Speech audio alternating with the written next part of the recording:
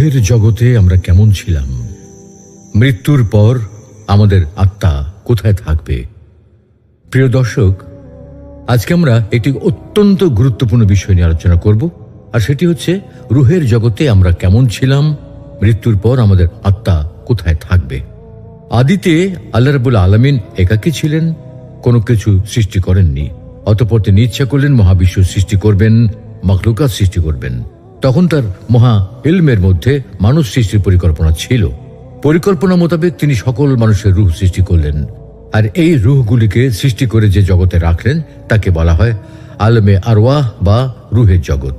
আল্লাহ তাআলা মানুষের জন্য 4টি জগৎ নির্ধারিত করে রেখেছেন। ইসলামিক স্কলারদের মতে এই 4টি জগৎ হচ্ছে: 1 আলমে আরওয়াহ বা রুহের জগৎ, 2 হচ্ছে দুনিয়ার জগৎ, 3 আলমে বারজাখ বা কবরের জগৎ, এবং 4 আখিরাতের জগৎ। মানুষের জীবন এই 4টি জগৎ নিয়ে গঠিত এবং প্রতিটি মানুষকে এই 4 জগৎই অতিক্রম করতে হবে। আমরা প্রথমে আলমে আরওয়াহ বা রুহের জগতে ছিলাম, সেখান থেকে দুনিয়ার জগতে এসেছি। তারপর একদিন এই দুনিয়া ছেড়ে আলমে বারজাখ বা কবরের জগতে চলে যাব। অতঃপর সেখান থেকে অন্তহীন আখিরাতের জগতে প্রবেশ করব। প্রিয় দর্শক, আজকে আমরা রুহের জগৎ নিয়ে বিস্তারিত আলোচনা করব ইনশাআল্লাহ। আলমে আরওয়াহ বা রুহের জগৎ কি? আলম আরবি শব্দ যার অর্থ জগৎ। আরওয়াহ শব্দটি রুহ শব্দের বহুবচন যার অর্থ আত্মা সমূহ। সুতরাং আলমে আরওয়াহ অর্থ হচ্ছে রুহের জগৎ। প্রচলিত অর্থে আলমে আরওয়াহ বলতে রুহের বাসস্থানকে বোঝায়।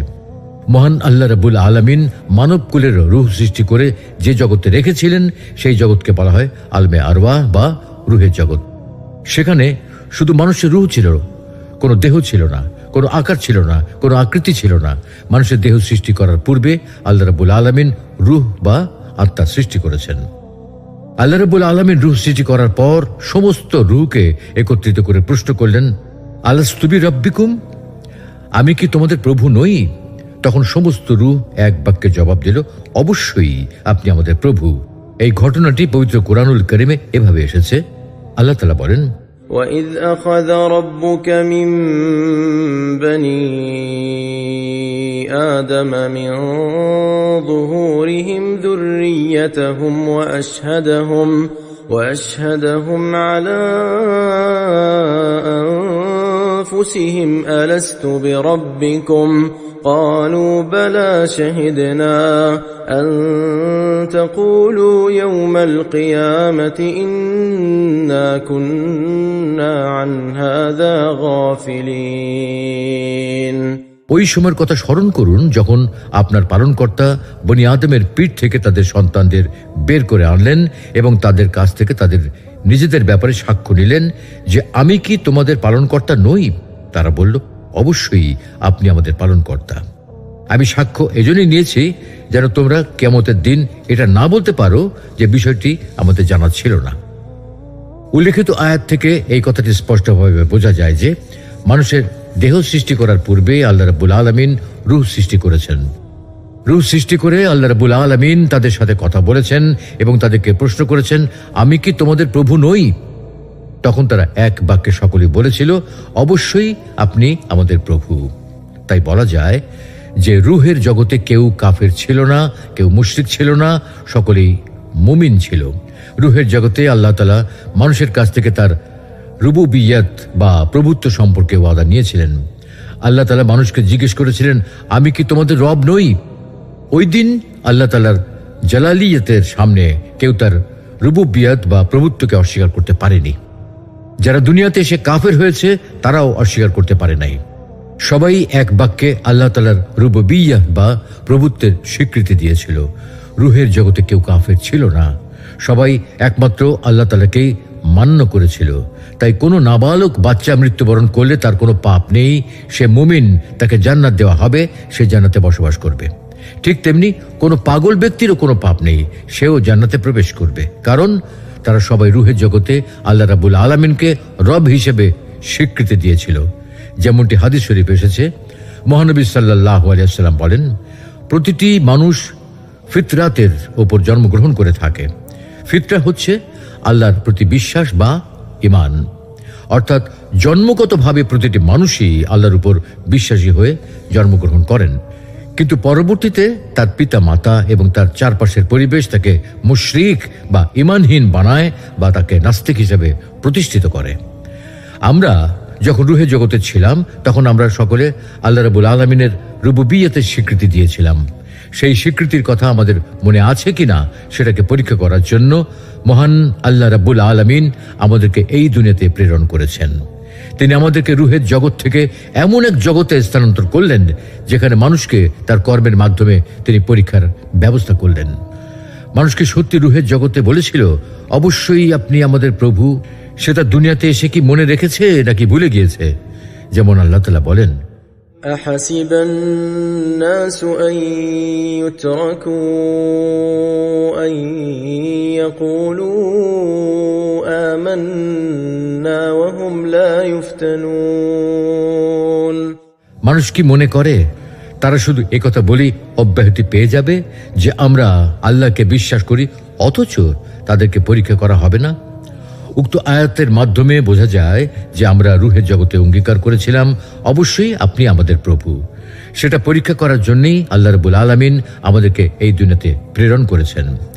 রুহের জগৎ সম্পর্কে হাদিসে এসেছে, আম্মাজান আয়েশা রাদিয়াল্লাহু তাআলা আনহা বলেন, আমি নবী করিম সাল্লাল্লাহু আলাইহি ওয়াসাল্লামকে বলতে শুনেছি, সমস্ত রূহ সেনাবাহিনীর মতো একত্রিত ছিল। সেখানে যে সমস্ত রুহের পরস্পর পরিচয় ছিল, এখানেও অর্থাৎ এই দুনিয়াতেও তাদের মধ্যে পরস্পর পরিচিতি থাকবে। আর সেখানে অর্থাৎ রুহের জগতে যাদের মধ্যে পরস্পর পরিচয় হয়নি, এখানেও তাদের মধ্যে পরস্পর মতভেদ থাকবে। বুখারী শরীফের উল্লেখিত হাদিসের মাধ্যমে রুহের জগতে মানুষের কর্মকাণ্ড সম্পর্কে আমরা একটি স্পষ্ট ধারণা পেলাম। কেউ কেউ বলেন যে মানুষ সৃষ্টি 2000 বছর পূর্বে আল্লাহ তাআলা রুহ সৃষ্টি করেছেন। প্রকৃতপক্ষে যে হাদিসের উদ্ধৃতি দিয়ে দেহ সৃষ্টির 2000 বছর পূর্বে রুহ সৃষ্টির কথা বলা হয়, সেই হাদিসটি সঠিক নয়। আবার কোন কোন ইসলামিক স্কলার বলেন, আলমে আরওয়াহ বা রুহের জগৎ বলতে আসলে কোনো জগৎ নেই। প্রকৃতপক্ষে রুহ হচ্ছে মহান আল্লাহ রাব্বুল আলামিনের একটি আদেশ মাত্র। মানুষ যখন তার মাতৃগর্ভে বেড়ে ওঠে এবং তার দুনিয়াতে আসার উপযুক্ত সময় হয়, তখন মহান আল্লাহ রাব্বুল আলামিনের নির্দেশে তার দেহের ভিতর রুহ ফুঁকে দেওয়া হয়। তাই বলা যায় যে রুহের জগৎ বলতে কোনো জগৎ নেই। তারা দলিল হিসেবে আল কোরআনের এই আয়াত উল্লেখ করে থাকেন। وَيَسْأَلُونَكَ عَنِ الرُّوحِ قُلِ الرُّوحُ مِنْ أَمْرِ رَبِّي وَمَا أُوتِيتُم مِّنَ الْعِلْمِ إِلَّا قَلِيلًا। তারা আপনাকে রূহ সম্পর্কে জিজ্ঞাসা করে, আপনি বলে দিন, রূহ আমার পালনকর্তার আদেশ মাত্র। এ বিষয়ে তোমাদেরকে সামান্য জ্ঞানী দান করা হয়েছে। উল্লেখিত আলোচনার মাধ্যমে আমরা বলতে পারি যে আলমে আরওয়াহ বা রুহের জগৎ সম্পর্কে মূলত মহান আল্লাহ রাব্বুল আলামিনই সবচেয়ে ভালো জানেন, কেননা এটি একটি গায়েবী বিষয়। অতএব এ বিষয় সম্পর্কে আমরা আল কোরআন ও বিশুদ্ধ হাদিসের বর্ণনার মাধ্যমে যতটুকু জানতে পেরেছি তার উপর ঈমান রাখি, বিশ্বাস স্থাপন করি। এর চেয়ে অধিক আর কিছু আমরা বলতে পারবো না। মৃত্যুর পর আমাদের আত্মা কোথায় থাকবে? সুপ্রিয় দর্শক, এতক্ষণ আমরা আলমে আরওয়াহ সম্পর্কে আলোচনা করেছি। মানুষ দুনিয়ায় আগমনের পূর্বে আত্মার অবস্থান, আত্মা কোথায় ছিল সেই সম্পর্কে আলোচনা করেছি। দুনিয়ায় আগমনের পর রূহ যে দেহের ভেতরে থাকে এটা তো আমরা সবাই জানি। এখন কথা হলো, মৃত্যুর পর আমাদের আত্মা কোথায় থাকবে? মৃত্যুর পর রূহ কোথায় থাকে এ ব্যাপারে ইমাম ইবনুল কাইয়িম আল জাওরিয়াহ রহমতুল্লাহি আলাইহি তার রচিত আর রূহ নামক গ্রন্থে বিস্তারিত আলোচনা করেছেন। তিনি বলেন, মৃত্যুর পর রূহ কোথায় থাকে এটা নিয়ে একাধিক বক্তব্য পাওয়া যায়। প্রত্যেকের দাবির পক্ষে দলিল আছে। কেউ কেউ বলেছেন মৃত্যুর পর রূহ জান্নাতে থাকে, আবার কেউ বলেছেন রূহ জান্নাতের দরজায় থাকে, আবার অন্য একদল বলেছেন রূহ কবরে থাকে, আবার আরেক দল বলেছেন রূহকে ছেড়ে দেওয়া হয়, যে যেভাবে ইচ্ছা ঘুরে বেড়ায়। আবার কেউ কেউ বলেছেন এগুলো আল্লাহর কাছে থাকে। এই সকল মতামতের মূল কথা হলো, বারজাখ বা মৃত্যুর পরের জীবন রূহ স্তর অনুসারে বিভিন্ন স্থানে অবস্থান করে। কোন রূহ আলা ইল্লিয়িন বা ঊর্ধ্ব জগতের সর্বোচ্চ স্থানে অবস্থান করে। এগুলো হলো নবীদের রূহ। তাদের রূহও পরস্পর মর্যাদা অনুসারে বিভিন্ন অবস্থানে থাকে, যেমনটি নবী সাল্লাল্লাহু আলাইহি সাল্লাম মিরাজের রাতে দেখেছেন। আবার কিছু কিছু রূহ সবুজ পাখির ভেতর জান্নাতের যেখানে ইচ্ছা সেখানে উড়ে বেড়ায়, এগুলো শহীদের আত্মা। আবার কারো রূহ জান্নাতের দরজায় অবস্থান করবে, যেমন ইবনে আব্বাস রাদিয়াল্লাহু তাআলা আনহু থেকে বর্ণিত হাদিসে এসেছে, শহীদরা জান্নাতের দরজায় দীপ্তমান নহরে সবুজ গম্বুজ বিশিষ্ট স্থানে থাকবে। সকাল সন্ধ্যা তাদের জন্য জান্নাত থেকে খাবার আসবে। তবে জাফর ইবনে আবু তালিব রাদিয়াল্লাহু তাআলা আনহুর ক্ষেত্রে এটি ভিন্ন হবে, কেননা আল্লাহ তার 2 হাতের বিনিময়ে 2টি ডানা দিয়েছেন, যা দ্বারা তিনি ইচ্ছে মতো জান্নাতের যেখানে খুশি সেখানে ঘুরে বেড়াতে পারবেন। প্রিয় দর্শক, আল্লামা ইমাম ইবনুল কাইয়িম আল জাওজিয়াহ রাহমাতুল্লাহ আলাইহির আর রূহ নামক গ্রন্থটি অত্যন্ত প্রসিদ্ধ একটি গ্রন্থ। এই গ্রন্থে তিনি রূহ সংক্রান্ত প্রায় সকল বিষয় নিয়ে আলোচনা করছেন। তাই আল্লামা জালালউদ্দিন সুয়ুতী রাহমাতুল্লাহ আলাইহির নামে এ বিষয়ে একটি তাহকিকপূর্ণ কিতাব লিখেছেন। সেখানে তিনি ইবনুল কাইয়িম আল জাওজিয়াহ রাহমাতুল্লাহ আলাইহির বক্তব্যের সার সংক্ষেপ উল্লেখ করেছেন। উক্ত কিতাব দুটির সামগ্রিক বক্তব্যের আলোকে মৃত্যুর পর মানুষের রূহ কোথায় থাকবে এ বিষয়ে 2টি কথা বলা যায়। প্রথম কথা হলো, একদল মানুষ বলেন রূহের অস্তিত্ব যেমন আছে, এর দেহ এবং অবয়ব যেমন আছে, তেমনি মৃত্যুর পর এর অবস্থানেরও নির্দিষ্ট জায়গায় আছে। কেননা আল কোরআন ও হাদিসে তেমনই আলোচনা পাওয়া যায়, যেমন ঘুমের সময় রূহ চলে যাওয়া, আবার জাগ্রত হওয়ার সময় দেহে ফিরে আসা, মৃত্যুর সময় রূহ দেহ থেকে বের হয়ে যাওয়া এবং কবরে আবারও ফিরে আসা ইত্যাদি। মৃত্যুর পর মুমিন এবং কাফের উভয় শ্রেণীর বান্দার রূহ প্রথমত আসমানে চলে যায়। মুমিনদের জন্য আসমানের দরজা খোলা হয় এবং তাদের নাম ও আমলনামা ইল্লিজিনে লিখে রাখা হয়। পক্ষান্তরে কাফেরদের ক্ষেত্রে আসমানের দরজা খোলা হয় না, বরং তা পৃথিবীতে ফেরত পাঠানো হয় এবং তাদের নাম ও আমলনামা সিজ্জিনে লিখে রাখা হয়। যেমন পবিত্র কোরআনে আল্লাহ বলছেন, كلا إن كتاب الفجار لفي سجين وما أدراك ما سجين كتاب مرقوم। কখনো নয়, নিশ্চয়ই পাপাচারীদের আমলনামা সিজ্জিনে আছে। আপনি জানেন সিজ্জিন কি? এটা লিপিবদ্ধ খাতা। পবিত্র কোরআনে আরো আছে, كلا إن كتاب الأبرار لفي عليين وما أدراك ما عليون كتاب مرقوم। কখনো না, নিশ্চয়ই সৎলোকদের আমলনামা আছে ইল্লিজিনে। আপনি জানেন ইল্লিজিন কি? এটা লিপিবদ্ধ খাতা। সুতরাং প্রমাণিত হলো যে মুমিনদের নাম ও আমলনামা ইল্লিজিনে এবং কাফেরদের নাম ও আমলনামা সিজ্জিনে লিখে রাখা হয়। মুমিনদের নাম ও আমলনামা লেখা হয়ে গেলে রূহকে দুনিয়ার কবরে অবস্থিত দেহে ফিরিয়ে দেওয়া হয় এবং কিয়ামত পর্যন্ত তার কবরকে প্রশান্তিময় করে দেওয়া হয়। পক্ষান্তরে কাফেরের রূহ দুনিয়ার কবরে অবস্থিত দেহে ফিরিয়ে দেওয়া হয়, তবে কিয়ামত পর্যন্ত তার কবরকে সংকীর্ণ ও যন্ত্রণাময় করে দেওয়া হয়। এ প্রসঙ্গে শাইখুল ইসলাম ইবনু তাইমিয়া রহমতুল্লাহ আলাইহি বলেন, সমস্ত সহিহ হাদিস থেকে প্রমাণিত হয় যে মৃত্যুর পর রূহ আবারও দেহে ফিরিয়ে দেওয়া হয় এবং এটাই জমহুরদের মতামত। দ্বিতীয় কথা হলো, মৃত্যুর সময় রূহ আসমানে চলে যাওয়া, এরপর আবারও দেহে ফিরে আসা, এটা সম্পূর্ণরূপে গায়বের বিষয়। এ বিষয়ে মৌলিকভাবে বিশ্বাস রাখা ওয়াজিব, তবে এর কৈফিয়ত বা প্রক্রিয়া সম্পর্কে আলোচনা করা উচিত নয়, কেননা এটা আলমে বারজাখ বা অন্তর্বর্তী জগতের বিষয়, যে সম্পর্কে আল্লাহ ব্যতীত অন্য কারো কোনো ধারণা নেই।